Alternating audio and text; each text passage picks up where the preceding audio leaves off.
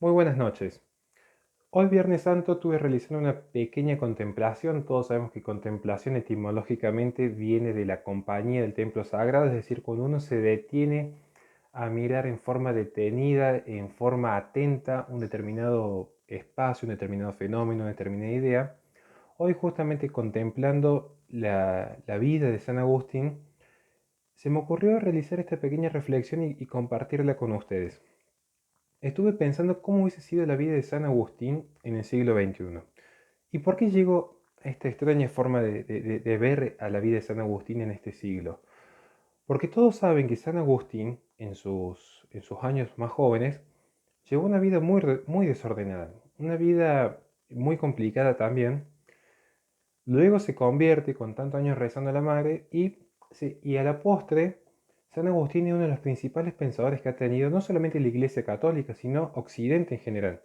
Todos aquellos que hayan cursado Derecho, que hayan cursado Filosofía, que hayan cursado Sociología, si han tenido docentes honestos, le habrán dado en algún punto que estudien los pensamientos de San Agustín. Si no es para contemplar sus enseñanzas, al menos para criticarlo, pero ciertamente no es una persona que pase desapercibida en el pensamiento de Occidente. Y pensaba justamente en cómo se ha sido la vida de San Agustín en el siglo XXI, donde está tan de moda atacar a las personas en sus errores privados, en las decisiones que toman en su fuero íntimo, porque no pueden haberlo atacado en cuanto a sus ideas. Y esta especie de conclusión o esta contemplación a la que yo estaba arrimándome hoy, se debe porque he notado que mucha gente, no solamente dentro del conservadurismo, sino por fuera también, podría citar los ejemplos muy puntuales como Belén Lombardi, que es una de las principales referentes pro vida que hay. El caso de Danan es otro ejemplo más. Danan no está dentro de lo que se considera el conservadurismo y sin embargo él también se lo ataca de la misma forma. Son personas que suelen recibir ataques en cuanto a su vida privada. Es muy raro ver que alguien les vaya a ganar un debate en torno a sus ideas y sin embargo la gente ante eso que hace en forma cobarde y ruin se lo busca a través del hijo de una, a través de la novia del otro, como achacarle ciertas conductas inmorales, lo cual no tiene absolutamente nada de inmoral lo que han realizado a lo largo de su vida, en tanto y en cuanto no dañen a un tercero, digamos. O sea, en principio. Por eso me llama la atención cómo sería justamente que San Agustín, un gran santo, un gran pensador, tuviese que estar sometido a esta horda burda de críticas donde no pueden achacarle algún error en sus pensamientos, sino se diría, porque en el pasado vos hiciste tal cosa, por lo tanto en el presente tus ideas no son válidas. Y esto también lo voy a hacer bastante propio, este pensamiento, y justamente ese es el motivo por el cual lo comparto con ustedes, porque me he dado cuenta de que muchas veces se espera que el conservador actúe en forma santa. Es muy común pretender que el conservador sea un hombre santo caminando en la tierra y por lo tanto si el conservador se equivoca y toma una mala decisión o si el conservador tiene un apego desordenado, automáticamente es descalificado, no solamente él como persona, sino es descalificado todo el pensamiento conservador en esencia, lo cual es un error terrible. ¿Y por qué digo esto? Primero que todo porque desconocen lo que es el conservadurismo. En todo caso, cuando realicen esa crítica terminan validando el pensamiento conservador. Y acá sí voy a hablar en nombre propio. Todos sabemos que el conservadurismo tiene como base justamente la experiencia. ¿En qué sentido? No es que se rechaza la razón, no es que el conservador simplemente rechaza toda idea racionalista per se, sino que justamente ante su escepticismo trata de ver que esas ideas que son presentadas ante uno, con el tiempo vayan a ser validadas por resultar útil, beneficioso, por resultar bueno, no solamente para el individuo, sino para la comunidad. ¿Bien? Entonces, pensemos en un segundo, por ejemplo, en mi propio caso, en que se debe tener muchísimos apegos desordenados en la vida. Incluso al día de hoy, como todo ser humano, tengo millones de defectos, millones de pecados por detrás. Y no es algo que me avergüence, porque sería como avergonzarse del simple hecho de ser humano. Lo que sucede es que no todos tienen por ahí la capacidad para asumir la propia responsabilidad, ¿bien? Y digo esto porque pareciera ser que de repente, si uno dijera, mira, te recomiendo por ahí que seas más prudente en tal o cual actividad, automáticamente creen que es un mecanismo de censura. Muchas veces dicen, el conservador quiere censurar. Y de hecho, la censura solamente puede existir en tanto y cuanto existe un Estado que tenga el poder coercitivo. O sea, en tanto y en cuanto exista una institución que tenga el monopolio de la coerción, solo en ese caso es posible hablar de censura. Ahora, si un conjunto de individuos dicen en forma libre y espontánea que se oponen a determinadas prácticas, dudo mucho que eso sea una censura a quien realice la práctica. En todo caso, si una mujer se mostrase desnuda y un conservador la criticase, tanto la mujer como el conservador están haciendo uso de la libre expresión que hace a la convivencia pacífica de poder simplemente decir lo que uno siente, ¿bien? Pero es llamativo que aquellos que disienten con el conservadurismo, que no son necesariamente la gente de la izquierda, no son necesariamente la gente pro aborto, la gente pro LGTB, incluso muchos liberales, suelen tomar justamente una premisa que es muy marxista, eminentemente marxista. Una gran revolucionaria del feminismo de izquierda, pero una feminista recalcitrante del post-marxismo, dijo, lo personal es político.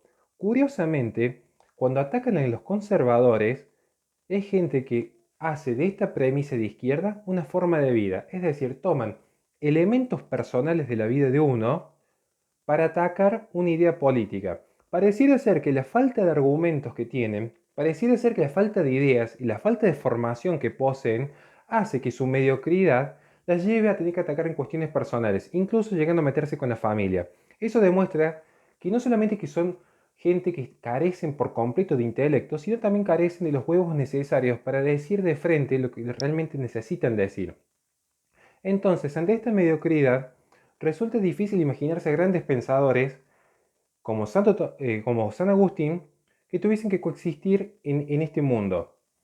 Y en este punto sería prudente ver también, tanto que le gusta hablar de santidad y pretender que los conservadores seamos santos, sería muy prudente ver que tanto Santo Tomás de Aquino, que según la tradición católica murió o sea, murió sin haber perdido la gracia bautismal.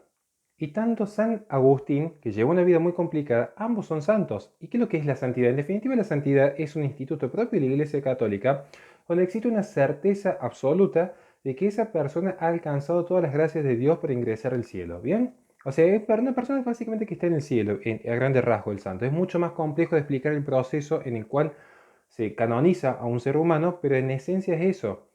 Santo Tomás de Aquino, que vivió sin perder la gracia bautismal, es decir, sin cometer un pecado grave, habrá cometido pecados veniales, pero no un pecado mortal, y San Agustín, ambos llegan a la santidad.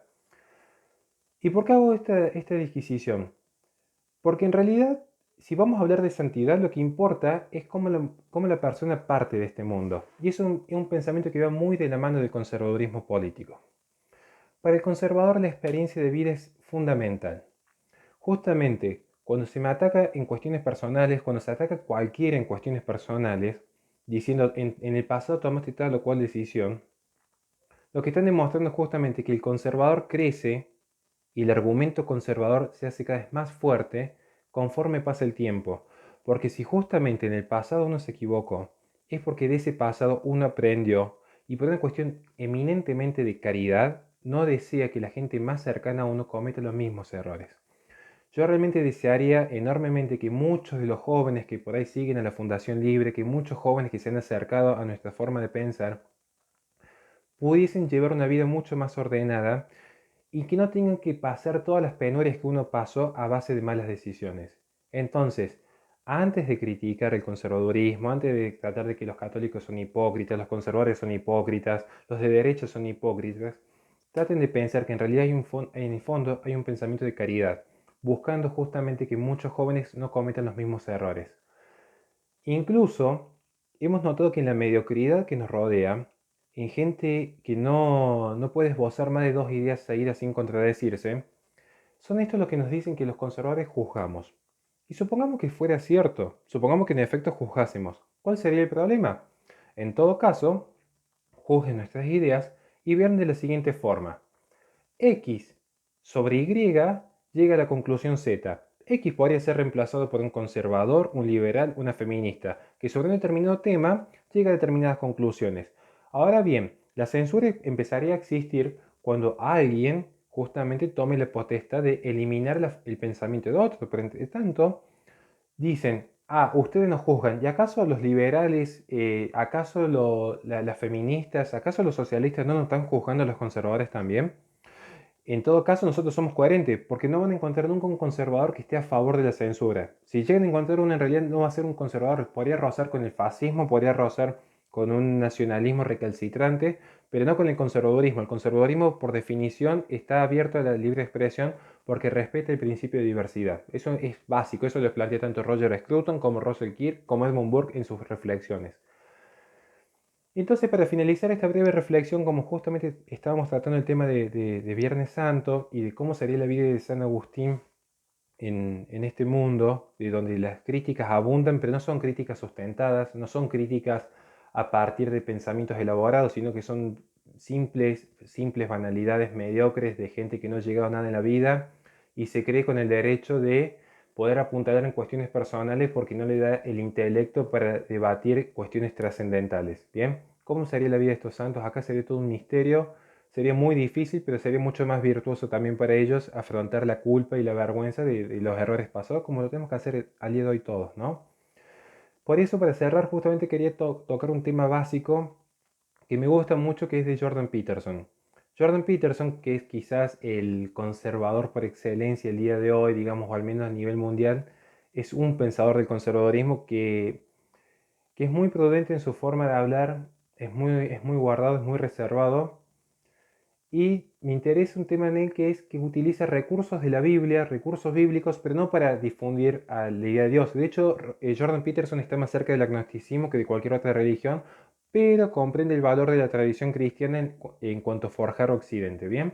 Por eso es interesante, porque él toma justamente los elementos filosóficos de la Biblia, no necesariamente para hablar de Dios, sino para validar su argumento. Y cuando nosotros vemos las críticas que se realizan en los conservadores, uno piensa automáticamente en Judas.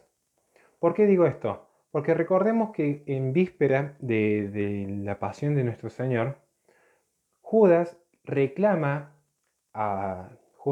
le reclama a una mujer que por qué gastaba tanto dinero en el perfume que estaba poniendo en los pies de nuestro Señor.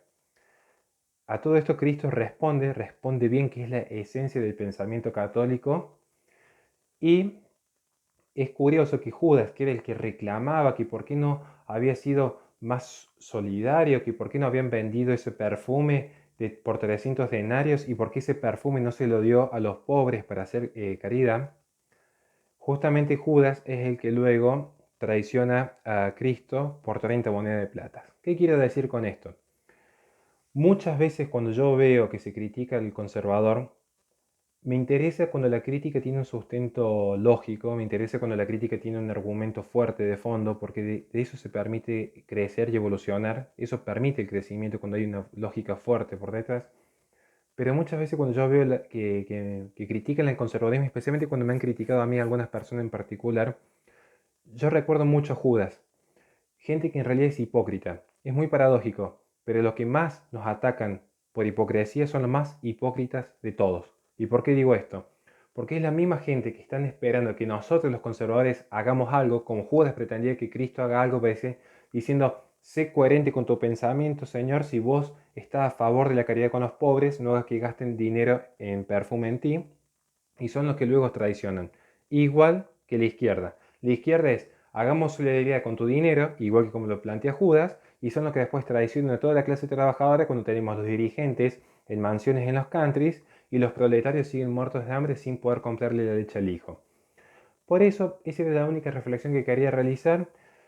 Sin extenderme más, simplemente quisiera mostrar también, ya que tanto se habla de la vida tan privada de las personas, se habla tanto de que el conservador hizo tal o cual cosa, incluso se han metido con alguien a quien aprecio muchísimo, que es Nicolás Márquez, alguien a quien también se le suele criticar mucho en redes por distintas cuestiones que no voy a mencionar en este momento. Yo siempre recuerdo que en realidad el espíritu conservador, el gran espíritu conservador, si lo tuviera que rescatar en un solo santo, si ustedes me dijeran, bueno, ¿cuál sería de todos los santos que ha habido en la historia el santo, digamos, más conservador? Yo vería en San Dimas. Curiosamente hago esta reflexión un Viernes Santo, pero yo creo que San Dimas el santo de muchos conservadores. No diría de todos, pero creo que sí de muchos. Porque es alguien que llevó una vida muy complicada en su pasado.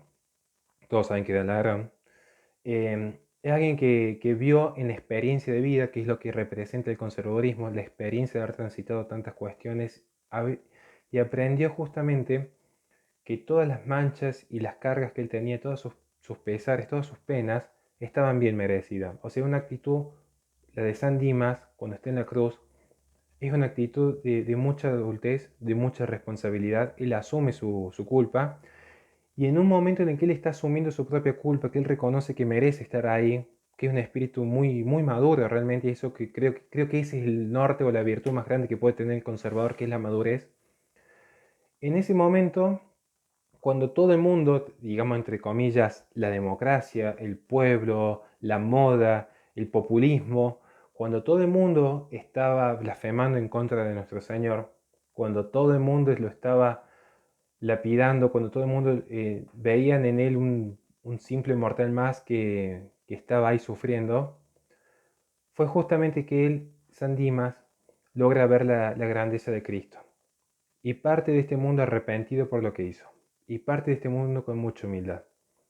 Y yo creo que ese tiene que ser como el norte, o al menos es el norte de muchos conservadores, al menos el mío, que lo que importa es cómo nos vamos de este mundo, lo que importa es, luego de todo lo que hemos vivido, qué aprendimos y qué dejamos. Por eso el conservador tiene mucha conciencia histórica, porque lo que importa es el legado, el legado que es para bien, el legado que permite de los errores pasados aprender y de las cosas bien hechas potenciarlas, fortalecerlas, hacerlas crecer. Y creo que en el fondo un poco el conservadorismo se trata de eso, de la misericordia. El conservador en general, si uno habla con gente más grande, va a ver que el 90% de las personas son conservadoras.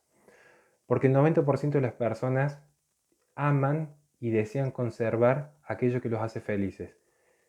Y normalmente esa felicidad suele redundar en cuestiones tan tradicionales como la familia, las amistades, las pequeñas comunidades, la iglesia, el club de amigos. Y hay mucha misericordia en eso. Dudo mucho que un padre, si ve llorar al hijo, no vaya a ser indiferente. Dudo mucho que una madre, cuando ve a la bebé recién nacida llorar, no se preocupe y no quiera alimentarla. Entonces vemos que hay un gran espíritu conservador en ellos porque desean justamente cuidar lo que aman. Y si nosotros, algunos, que no somos tantos acá en Argentina, al menos no somos tantos, algunos levantamos las banderas del conservadurismo, no es para entrar con un dedo a señalar que tal persona hizo cual cosa, no es para entrar a decir, esta persona va a arder en el infierno, o para decir, vos deberías hacer tal cosa si querés hacer las cosas bien. Muy por el contrario, los que defendemos el conservadurismo, lo primero que hicimos fue siempre hacernos cargo de nuestros errores. Muy por el contrario de juzgar a alguien que fue mamá siendo adolescente, lo que hacemos en todo caso es felicitarla porque deseó conservar el valor de la vida, de una vida inocente. Muchas veces se crean falacias del hombre de paja y el conservador es mucho más misericordioso y mucho más bueno de corazón de lo que mucha gente cree. Y sin embargo se nos atacan cuestiones muy delicadas a falta de argumentos. Entonces, yo creo que esa sería la reflexión de hoy.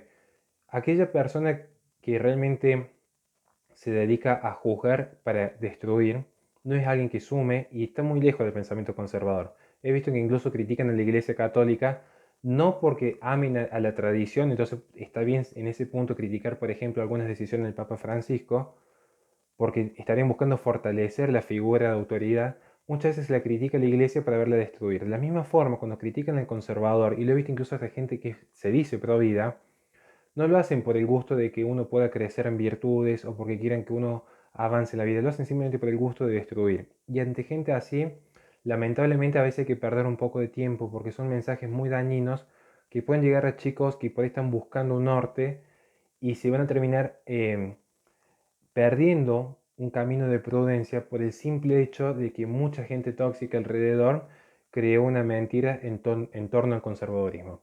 Sin más, me encantaría también recibir una respuesta por parte de ustedes, ver qué opinan y estoy dispuesto a cualquier tipo de crítica y ya saben, cuando quieran que conversemos algún tema en particular, me lo dejan saber en los comentarios y sin ir más lejos, que tengan una bendecida Semana Santa todos.